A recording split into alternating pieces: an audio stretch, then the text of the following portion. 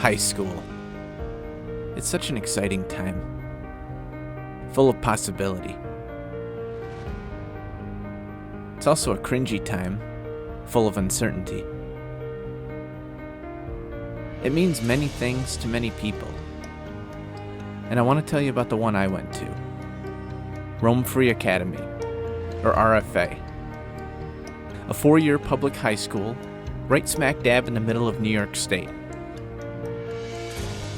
Even if you didn't go to R.F.A., its tale reflects the quintessential American high school experience. It's been through a lot, from world wars to economic downturns, a pandemic, and more. And I'm going to briefly cover the full story.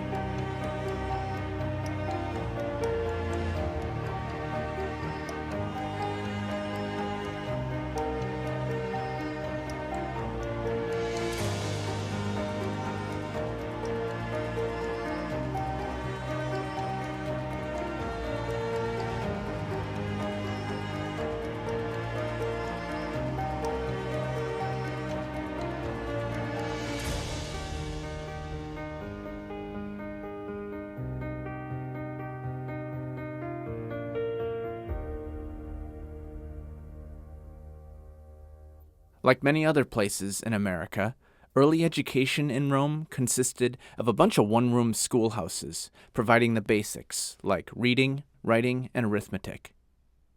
It wasn't until 1848 that a higher education system was offered in the Rome area, for a fee. Known as Rome Academy, it was a private school housed in a beautiful 3-story building that was constructed for $6,000. It was located where the police station is today. Students like Johnson Pillmore, who would go on to be a doctor in the lost village of Delta, went here. They had 3 academic plans to choose from, with the highest costing $27 for the full year. For more money, students could take languages like French. These fees would all go away, however, after years of Romans pushing for a tax-funded school. On July 3, 1869, a citizens' meeting established the Union Free School District, officially creating a free education system for all Romans. In the fall of 1869, the now tax-funded high school would open with 97 students. The first principal was George Barton, and the next year, the word free was added to the school's title. Then the school board hired Oliver Harrington as superintendent, and he introduced new practices to improve organization and discipline. For example, students left classrooms in unison to music played on an organ. Students like Class of 92 graduate, that's 1892, Francis Julius Bellamy, who would later pen the Pledge of Allegiance. I pledge allegiance to the flag. It wasn't the only school in town, however. You had the Liberty Street School for lower levels, and in 1875, the New York State School for the Deaf. The academy was quickly growing, and the building was struggling to keep up. And so, in 1897, it was torn down so a new one could be built. As a temporary measure, classes were held at the Sinks Opera House on Dominic Street. The new academy would cost $80,000 and was designed in a French style. It opened in the fall of 1899. The principal, by this point, was Homer Harris, and it was around this time, in 1902, where I found the earliest reference to black and orange as the school's colors. This is also when the start of student sports truly began at the school, with the help of Daniel Campbell, the quote-unquote father of pure athletics in R.F.A. He introduced reforms to ensure only students, and not outsiders, could join teams. Teams like the Academy's football squad and track. The first official baseball season was in 1904, the same year boys and girls basketball started. Student activities went well beyond formal athletics, however. They had regular sleigh rides and trolley rides, and an orchestra since 1904. You also have senior balls and a regular school yearbook. One school event that's of particular interest to me was a senior Halloween party in 1908. It was held at the only canning factory in Westernville, owned and operated by two of my great-great-grandfathers.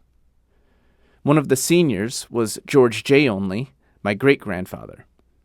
He was in the class of 1909 and had many descendants who would graduate from the academy through the years. And I can't tell you how much fun it was to go back and track them all down. In 1912, George R. Staley became the superintendent of schools, and there were about 421 enrolled at this point. They could play hockey, participate in debates, spelling contests, and if they wanted to, take part in governing school affairs by joining the advisory board. And sadly, Principal Harris died in the summer of 1919. Daniel Campbell filled this role until 1921, when Walter Newton became principal. Then the first drama club was organized, bringing regular school plays. Meanwhile, the need for a bigger school arose once again. So, in 1924, construction started for a new building on Turin Street, costing over $400,000. It was the third building for Rome Free Academy, and it opened in 1926, serving grades 10 through 12. It had the works, with a fresh new gymnasium, auditorium, library, you name it. There were also fancy new telephones installed in each room. You can tell it was an exciting moment, but at the same time, a sense of loss about the change, and students being nostalgic about the previous building. This is also when the school yearbook came to be known as the Deo Wainsta, as a tribute to the Oneida Carry, an important native Haudenosaunee route that was fundamental for the formation of Rome. And you have a bunch of new student clubs and organizations. There's French Club, Radio Club, Home Economics, and an astronomy club known as the Truth Seekers. There was also student council to focus on school-related concerns, a school newspaper known as Brass Tacks, and R.F.A. chapter of the National Honor Society. In sports, you have the start of cross country and boys and girls tennis by 1929, and the earliest reference I could find to the orange and black knights of R.F.A. In the 30s, you have a camera club, chess club, speech club, science club, and archery, and also the Modern Problems Club. In the midst of the Great Depression and with World War II on the horizon, I'm curious to know what their discussions sounded like. The school also started a band and chorus, and soon bowling and cheerleading. On a sad note, there have been many students who never lived to graduate from R.F.A., and it seems like each class has had to deal with its own set of tragedies. The class of 1934 had a particularly rough year with the loss of 3 students. The community stood strong, however, and the next year, the school system officially came to be known as the School District of the City of Rome. Then there was a major fire at the school, which damaged the building's interior. And after Pearl Harbor in late 1941, the Rome Air Depot opened. Later evolving into the Griffiths Air Force Base, it was a military installation that would contribute to a significant increase in school enrollment over the years. A bunch of people came to the area because of it, like my grandpa Lambert. He and my grandmother had 5 children that would all go on to graduate from R.F.A. During World War II, the Deo Wainsta yearbook was dedicated to all students involved in World War II. And fast forward to 2001, when veterans of the war who left school before graduating were able to come back and receive diplomas. 1945 saw the departure of George R. Staley as superintendent, but never fear, as Lyndon H. Strow would succeed him the following school year, and at the same time Carl Page would take over as principal at the academy. And soon my grandpa and gram from the other side of the family would enter the scene. And I had to laugh when I discovered they were on the list of gruesome twosomes in the Deo Wainsta. In 1950, a stadium was built for the school, and it is still going strong today. New sports included wrestling, boys and girls swimming, girls track, field hockey, golf, softball, and volleyball. In football, a tradition continued of carrying a coffin over to the Mohawk River to send it down to R.F.A.'s oldest nemesis, the Utica Free Academy. 1959 was a particularly great year for the team as they went undefeated. During the late 50s and early 60s, the Board of Education had come to be known as the Patch, functioning as a mediator between the school system and public. And they helped develop a diverse curriculum at the high school that included core subjects, languages, and the arts. There were also practical classes offered, such as typing and driver's ed. During this time, in the mid-20th century, school life was a mix of classes, lunchtime clubs, and after-school options, a daily rhythm that seems to have flowed nicely. There were also new activities like square dance club and choir. In 1963, R.F.A. had its first foreign exchange student. By that point, enrollment had grown to a whopping 2,100. And to keep up with the growing student body, there were a bunch of new additions to the school, providing a new cafeteria and additional space. There was also the opening of the Rome Catholic School, or RCH. R.F.A. continued developing with the History Club and Student Association sponsoring events like talent shows. You also have the beginning of gymnastics, and in 1966, soccer. And in a few years' time, Perry Nizzi would become a standout player and eventually coach at Hamilton College. The ski club really gained momentum around this time when class of 1957 graduate Dave Woods opened the Woods Valley Ski Area. In 1968, students could pursue special work programs as part of BOCES. And the next year, 1969, was the centennial of the free school. Teachers like Mr. Weisenberger and students like John Vero celebrated 100 years. Then there was the 70s, when you have the beginning of special education and new principal Richard Valeri. Also, the start of lacrosse, indoor track, wind ensemble, and computer club. On top of that, students could serve the community via the Key Club under John Vero, who had become a history teacher after graduating. In 1973, the Bernie bus service became the primary carrier for the district, and this is around the time that future mayor of Rome, Joe Griffo, was at the school. And also my parents, the next entry in the legacy of gruesome twosomes. And soon work was done on the rear courtyard of the school, making it a cool place to hang out.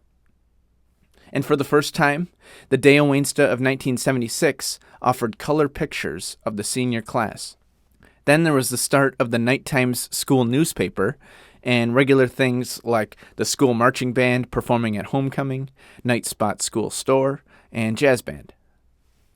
In sports, you have future Padres star Archie Cianfrocco representing R.F.A. And in 1989, the beginning of Heat of Fusion, a competition between classes. And right after that was the 100th season of football in the fall of 1991. Frederick Lampman was principal, and the Griffiths Air Force Base was about to close. When this happened in 1995, it resulted in an immediate loss of more than 1,500 students from the district. After that, Susan Whitney became principal for a few years. Then John Vero took the position. Student, then teacher, then principal. It was the turn of the millennium, the time when my brother, sister, and I were coming of age in the school system, and we were surrounded by countless others, so many that this relatively short video just doesn't do justice for. And really, that could be said for all of the generations I'm covering here, so apologies in advance. In 2000, my brother and his high school sweetheart, now wife, graduated, completing the trilogy of gruesome twosomes. Then my sister graduated in 2002 as part of the last graduating class of the Turin Road building.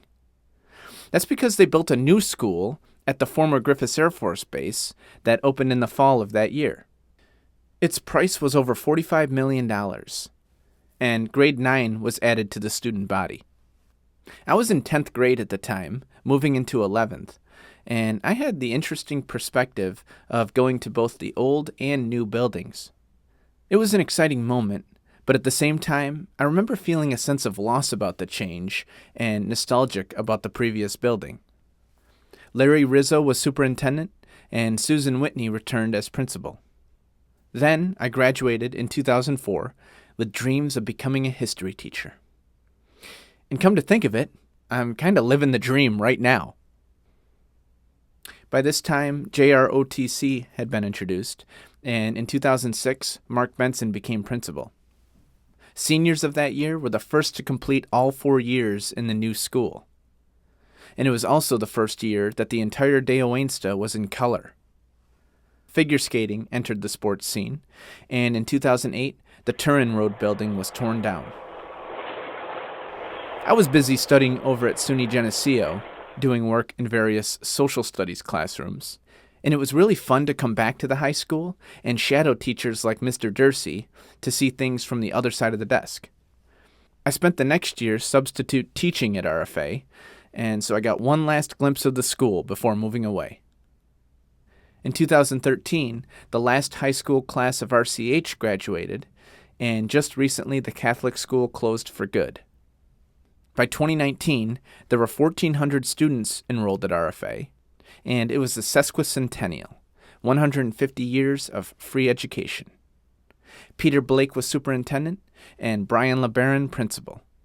To celebrate this, the class of 2019 buried a time capsule to be reopened in 50 years. So mark your calendars. When COVID hit in 2020, remote learning became widespread, along with distancing guidelines. The Night Times had just adopted a video studio, and this quickly led to the debut of R.F.A. Nightly News, a regular feature on the district's YouTube channel. And that about brings us to the present. I look at the current faculty and staff, and it brings a tear to my eye to see how many familiar classmates I see. It's funny to think that the people I used to study with are now in charge of shaping the school's future. I guess that's the way it's always been. Schools, after all, are made of students and former students, both those who walk its halls and those who have walked them before. It's this blend of tradition and change, along with the unique special spirit of Rome, that makes the school so exceptional. Or maybe I'm just biased. Either way, under its current leadership, the school's future looks bright. In closing, high school means something different to everyone. And my time at R.F.A. is just one of the many unique experiences that make up its history. The 20-year reunion for my class last year was a reminder of the bond we share via the school. But in the end, the bond goes beyond class year.